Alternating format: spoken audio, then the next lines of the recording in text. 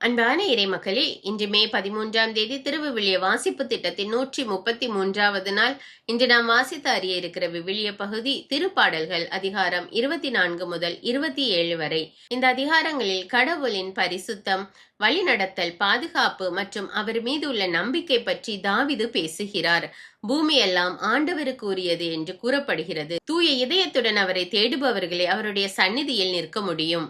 தாவீது ஆண்டவருடைய வழி நடத்துதலையும் மன்னிப்பையும் வேண்டி ஜெபிக்கிறார். நேர்மையுடன் வாழ வேண்டும் என்ற தாவீதின் விருப்பம் இதில் வெளிப்படுகிறது. தாவீது தைரியமாக, ஆண்டவரே என் ஒளியும் மீட்பும், நான் யாருக்கு பயப்படுவேன் என்று கூறினார். ஆபத்து காலத்திலும் நிச்சயமற்ற சூழ்நிலையிலும் கூட நாம் ஆண்டவரை நம்ப வேண்டும். அவர் நமக்கு ஒளியும் மீட்புமாய் இருக்கிறார். அன்பின் பரலோக பிதாவே, எங்கள் ஒளியான தேவனே, எங்கள் மீட்பான ஆண்டவரே, உம்மை போற்றி புகழ்ந்து ஆராதிக்கிறோம். எங்களை பாவத்திலிருந்து மீட்கிறவர்